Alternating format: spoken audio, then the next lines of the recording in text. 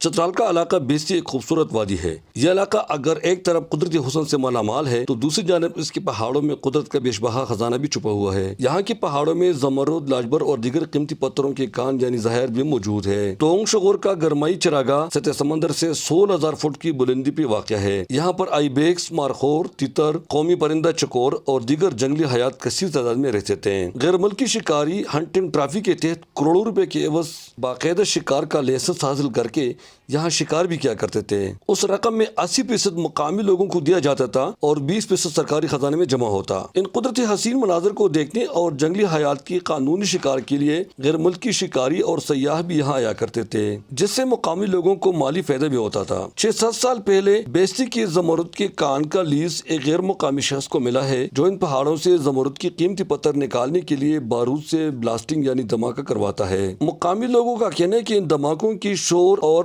خوف کی وجہ سے اب یہ جنگلی حیات ناپید ہو چکی ہے اور پڑوسی ملک افغانستان کے پہاڑوں اور جنگل کو ہجرت کرنے پر مجبور ہو گئے ہیں۔ علاقے کے لوگوں نے اس بستی کی سیاحت اور خوبصورتی کو دوبارہ بحال کرنے کے لیے ایک گرینڈ جرگہ بھی بلایا۔ اس گرینڈ جرگہ میں بستی پائن کے علاوہ ارکاری اور آس پاس کے دیگر علاقوں کے لوگوں نے بھی کثیر تعداد میں شرکت کی۔ جلسے سے خطاب کرتے ہوئے مقررین نے کہا کہ یہاں پر ماضی میں کافی گلیشیئر یعنی برفانی تودے ہوا کرتے تھے، مگر اب ان پہاڑوں میں بارود کے ذریعے دھماکے کروانے سے وہ نہایت تیزی سے پگھل رہے ہیں، جو قدرتی ذخائر کے لیے بڑے نقصان کا باعث ہے اور موسمیاتی تبدیلی سے ماحولیات پر بھی منفی اثرات ڈال رہے ہیں۔ انہوں نے کہا کہ زمرد کا قیمتی پتھر کو نکالنے کے لیے یوریا، ڈی اے پی اور بارود کے ذریعے جو دھماکے کروائے جاتے ہیں اس کی وجہ سے وہ پانی بھی زہرآلود ہو جاتے ہیں جسے ہم استعمال کرتے ہیں، اور یہ پانی ان پہاڑوں پر پڑے گلیشیئر پگھلنے سے نکل کر آتی ہے۔ اب جو کام ہو رہا ہے سر، وہاں جو بلاسٹنگ ہو رہی ہے، وہ جو علاقہ ہے وہ برف سے ڈھکی ہے۔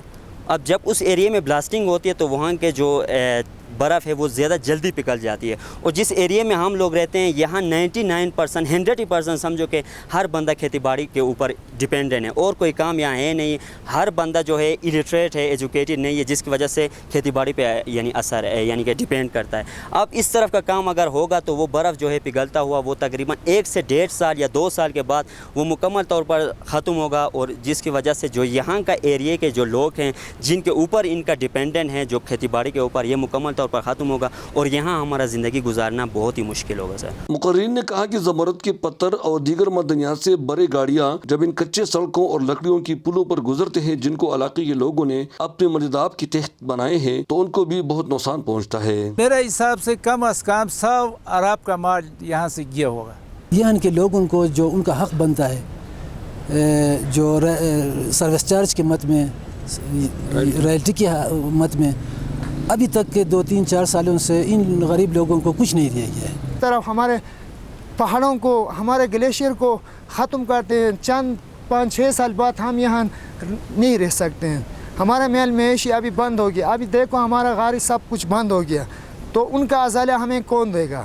کہ یہاں آ کے ان لوگوں سے پوچھا جائے کہ یہ ان غریب لوگوں کے لیے جو قیمتی پتھر لے کے جا رہے ہیں تو اس علاقے کے لیے یہ اب تک کتنے کام کر چکے ہیں یا کر رہے ہیں، وہ ان لوگوں کو بتائیں گے۔ ان لوگوں نے یہ بھی شکایت کی کہ لیز ہولڈر تحریری معاہدے کے تحت ہمیں رائلٹی اور سروس چارجز بھی نہیں دیتا، اور جب ہم ان کا مطالبہ کرتے ہیں تو وہ ہمیں دھمکیاں دیتا ہے، اور وہ عوام کی حمایت کرنے کے بجائے الٹا عوام کے اوپر دباؤ ڈالتے ہیں، عوام کو پریشر میں لاتے ہیں، تو عوام مجبور ہوا۔ علاقے کے لوگوں نے chief justice of Pakistan, chief justice Peshawar high court, صوبائی وزیر اعلیٰ، معدنیات کے وزیر اور چیف سیکرٹری سے مطالبہ کیا ہے کہ اس علاقے کو تباہی سے بچایا جائے اور زمرد کے پتھر کو نکالنے کے لیے بلاسٹنگ کے علاوہ کوئی اور ٹیکنیکل طریقہ استعمال کرنے کا حکم صادر کیا جائے اور اس علاقے کی خوبصورتی اور سیاحت کو دوبارہ بحال کر کے اسے فروغ دیا جائے۔ چترال ایک سیاحتی ضلع ہے۔ وادی ارکری میں خوبصورت علاقہ بیستی، یہاں پہ وائلڈ لائف ہے، یہاں پہ گلیشیئر ہیں اور یہاں پہ زمرد کے قیمتی کان ہیں۔ ان لوگوں کا یہ مطالبہ ہے کہ یہاں سے جو ارب روپے کا زمرد نکالا جاتا ہے تو اس کی مد میں ہمیں رائلٹی اور سروس چارج دیا جائے، اور جو ہماری سڑک اور پل ناکار ہو چکے ہیں ان کو بھی جلد از جلد تعمیر کیا جائے تاکہ ہماری زندگی میں بھی آسانی آ سکے۔